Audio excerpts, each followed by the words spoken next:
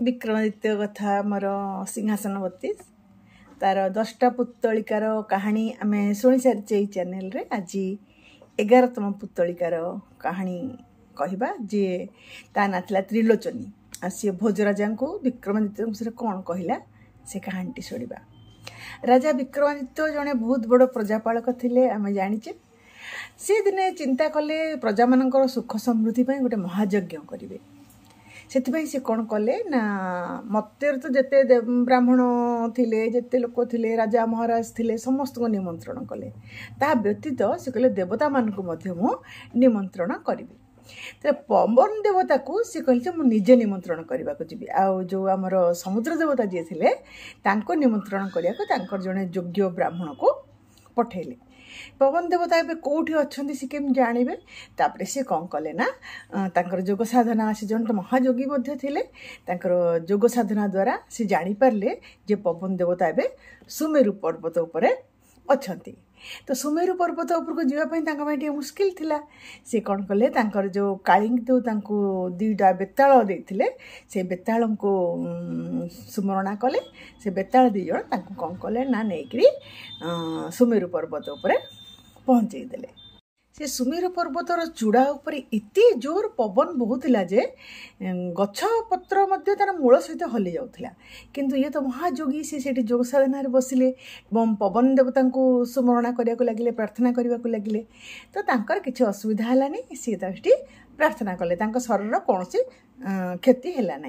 तो पवन देव आसी पहुँचले। पवन देव आसी पहुँची कहले जे मु तुम साधना प्रसन्न होइछि, तमे मते कौन मागुछ माग। तब विक्रमादित्य कहले जो मु गोटे महायज्ञ करने को जाऊँगी किंतु मु आपणकर उपस्थित से चाहूँगी। तो पवन देवता कहले मु जदि से पहुँचबी तेबे तो से स्थानटा रही पवन रे सब उड़ीज। हाँ यज्ञ वज्ञ घर द्वार सब उड़ीज। तेणुक मु प्रत्यक्ष रूप ना भी परोक्ष रूप मु तमर यज्ञ पाखे उपस्थित रही। पवन देवता तांको आशीर्वाद देकर कहले जे तुम राज्य रे केबे भी अनावृष्टि हबनी कि दुर्भिक्ष केबे पड़िबनी। तापरे पवन देवता तांको उपहार रे गोटे कामधेनु गाई को देले एवं कहले तम राज्य रे क्षीरर मध्य अभाव हबनी। एमती कहिके पवन देवता सेठू विक्रमादित्य सेठू आसीबा पई ठीक कले। सी पुणी से बेताल 2 जन को सुमरणा कले। सुमरणा कला परे बेताल 2 जन पहुँचले एवं आसिक राज्यर सीमा पर्यंत नहीं आसिले। विक्रमादित्य जो तांकर ब्राह्मण को पठेइतिले समुद्र देवता को निमंत्रण करने।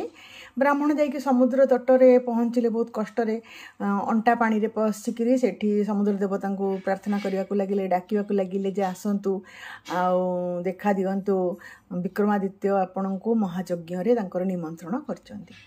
विक्रमादित्य ना शुणिकी समुद्र देवता समुद्र भितर बाहरी आसिले एवं कहले मते पवन देवता सबकिछि कहिचंती तांको महायज्ञ विषय तांकोपरि मु मध्य सेठी सशरीर रे उपस्थित रही परिबिनी न तो गाँ गंडा नई सब भासी जीव ना तांकर। तेणुक मु अप्रत्यक्ष रूप तो मोर जल रूप मु सबुठी रही मु रही आउ ए कथा तांको जणेदब। कौन कले से ब्राह्मण को 5टा रत्न देले एवं गोटे घोड़ा देले। कहले ए 2टी नहीं तमें कौन कर ना राजा को मोर उपहार भाव में दब। मु उपस्थित अप्रत्यक्ष रूप से पवन देवता भाया रही। ब्राह्मण तापर से 5टा स्वर्ण मुद्रा आउ घोड़ा नहीं कि आसुले। तो रास्ता रे घोड़ा कहला तुम्हें एत कष्ट करमती एत बाट जीव मो पिठी बस मु तुमको सांगे सांगे नहीं पहुँचे देवी। तो ब्राह्मण कहले एटा तो मोर संपत्ति नुहे ना, एटा राजा संपत्ति, मु केमती एटारे बसबी। घोड़ा कहले नाई जेहेतु तुम्हें राजा दूत तुम्हें ए बसीपर। तापरे से राजी हेले ब्राह्मण घोड़ा तांको आनिकी राजा पाखे पहुँचे देले।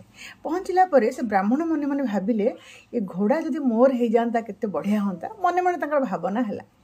कि जिते से राजा दरबार में पहुँचले एवं राजा कहले जे सब विस्तारित भाव में कहला परे कहले समुद्र देवता देइचंती घोड़ा और रत्न। जो राजा विक्रमादित्य तो महादानी आ बहुत भल मनीष मनर राजा सी कहले जे ए रत्न आ घोड़ा 2टा जाक आपणकर ही प्राप्य। कारण एत कष्ट करी समुद्र देवता पाक जाई एत कष्ट करी आसिचंती तो से जिनस गुड़ाक मोर अधिकार नहीं आपन प्राप्त। एक जमी कहले सी खुशी होकर कौन कले ना घोड़ा और रत्न नहीं ब्राह्मण आशीर्वाद करके ଚାଲିଗଲେ। ତ ସେତିକି ବେଳେ ସେ ପୁତଳିକା ତ୍ରିଲୋଚନୀ କହିଲା ଭୋଜରାଜାଙ୍କୁ ଯେ ହେ ମହାରାଜ, ଆଉ ଆପଣ କ'ଣ ବିକ୍ରମାଦିତ୍ୟଙ୍କ ଭଳିଆ ହେଇପାରିବେ? ଆଉ ଯଦି ହେଇପାରିବେ ତେବେ ହିଁ ଏ ସିଂହାସନରେ ବସିପାରିବେ ବୋଲି କହି ତ୍ରିଲୋଚନୀ ସେ ସିଂହାସନରୁ, ସେ ପୁତଳିକା ସିଂହାସନରୁ ଫୁର୍କିନା ଉଡ଼ିଗଲା ଆକାଶକୁ।